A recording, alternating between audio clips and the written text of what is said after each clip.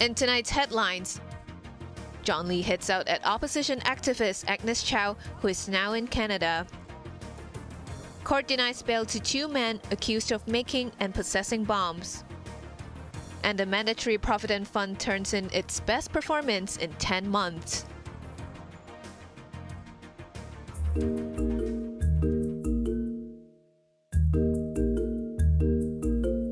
Chief Executive John Lee has vowed to spare no effort in bringing opposition activist Agnes Chow to justice in accordance with the law. His remark came after Chow wrote on an Instagram post 2 days ago that she was in Canada and would no longer return to Hong Kong. She had been due to report to police this month in connection with an investigation into allegations that she had colluded with foreign forces. Lee accused the former student leader of deception, saying it was disgraceful that she tried to win sympathy by running away from her legal responsibilities. When asked whether Chow had to travel to Shenzhen to get her passport back, Lee said details cannot be disclosed because they may be used as evidence in any case against her. In a statement late last night, the government urged the 27-year-old activist to return and cooperate with police. Former Security Chief Lai Tung-kwok said there were probably negotiations on numerous issues before Chow's passport was returned. Lai, currently a legislator, said it's not the first time that a wanted person has fled the city. Each case must be considered on its own merits, and the police have to consider the case in accordance with the implementation rules to the national security law. The chief executive said the threat from external forces should not be underestimated. He added that the enactment of Article 23 next year will further strengthen national security. Janice Yu, Cable News.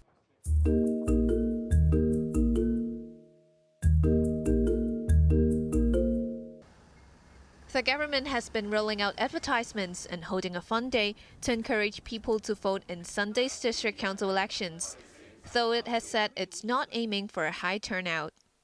The Social Welfare Department set aside at least $3.6 million after over 80% of non-government centers for the elderly applied for a $20,000 subsidy to help senior citizens vote, including arranging transport to polling stations. But Chief Executive John Lee said the arrangement will not affect the voters' choice. These means are only helping citizens fulfill their civic duty, he said. David Locke said the Electoral Affairs Commission, which he heads, will not actively supervise the arrangements. But we will act upon complaint. If there's any complaint and we receive any complaint and any kind of improper conduct, we will certainly follow up on these investigations. The Commission has received about 1,200 complaints, over half of which are related to election advertisements, while the rest are linked to electioneering activities in buildings or nuisance. Hong Kongers on the mainland will be able to cast their ballots in special polling stations in Changsha, and more than 11,000 people have already registered online. The ICAC, meanwhile, has charged a 38-year-old man for reposting a message on social media, allegedly inciting others not to vote. The computer programmer has been granted bail pending his next hearing in January. The anti-corruption watchdog also issued an arrest warrant for the original writer, commentator Martin Wong.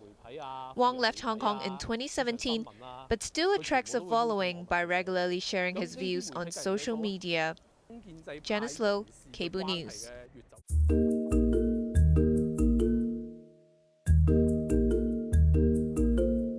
2 men were denied bail when they appeared in Eastern Magistracy this afternoon charged with making and possessing explosives.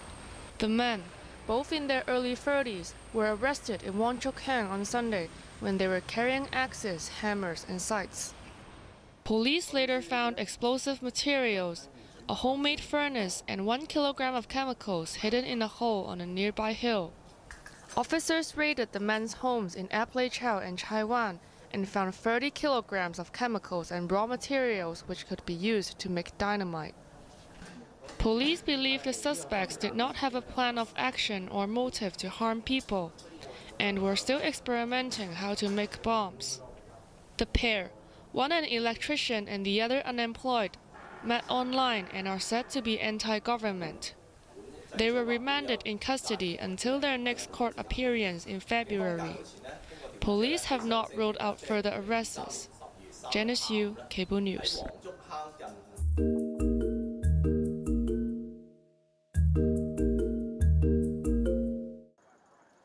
Hong Kong workers' pension funds have recorded their best overall performance in 10 months, gaining 4.1% in November.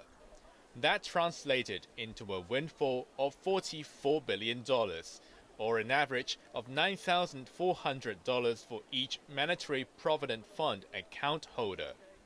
The uptick ended 3 consecutive months of negative results, while bringing the year-to-date return back to positive territory, with each member gaining roughly $2,800. Total MPF assets stood at $1.1 trillion, or around $237,000 for each account. Research agency MPF Ratings said the biggest winners were those investing in U.S. equities.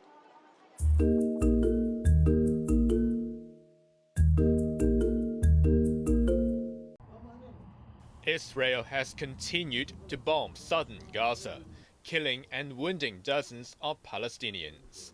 Overworked doctors in hospitals that lack medicines and equipment are struggling to deal with the influx of casualties.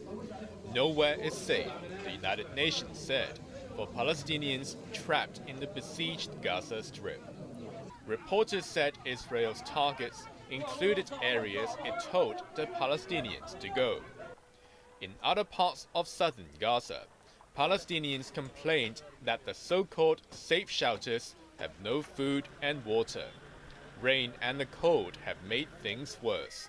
Nearly 16,000 Palestinians, 70% of them women and minors, have been killed in the past 2 months as Israel responded to a Hamas attack that left 1,200 people dead and another 200 taken captive.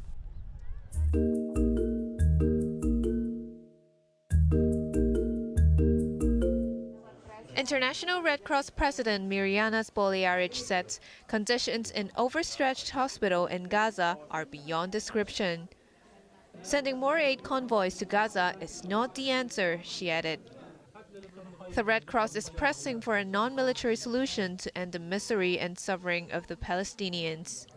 We can't turn away from what is evidently a moral failure in the face of the international community.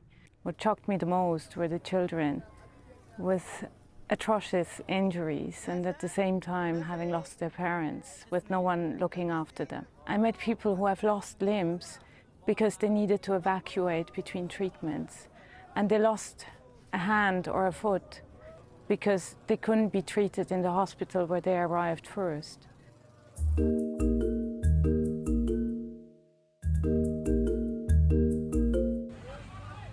At least 14 people were killed and 35 injured in a bus crash in southern Thailand. The double-decker coach was traveling from the capital Bangkok to the holiday resort of Songkhla in the far south when it veered off the road and crashed into a tree in the province of Prachuapkhiri-Khan. The front of the bus was split into two, with the tree wedged in between. Most of the passengers were Thai. Police suspect that the badly injured driver may not have had enough sleep.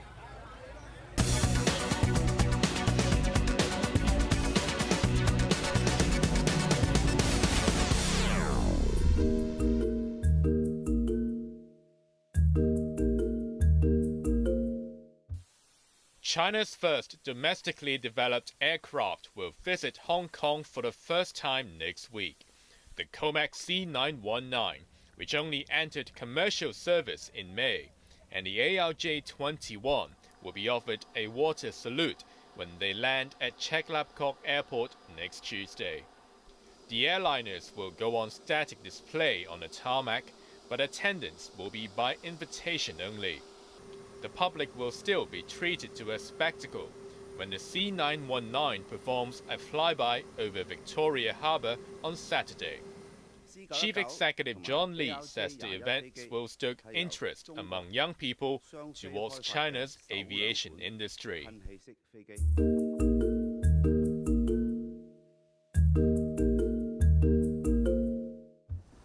The Hang Seng Index declined for a third straight day, plunging 1.9% to a new 13-month low after ratings agency Moody's cut China's outlook to negative from stable.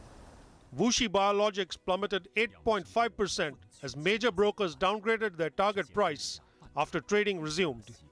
Trading was suspended yesterday after the pharmaceutical firm dived more than 23% on a bleak revenue forecast. Lenovo Group sank 10.2% after its chief executive, Yang Yuanqing, sold 6 million shares in the computer manufacturer. Bourse operator Hong Kong Exchanges and Clearing slid 5.5% because of a weak property market and a general economic slowdown.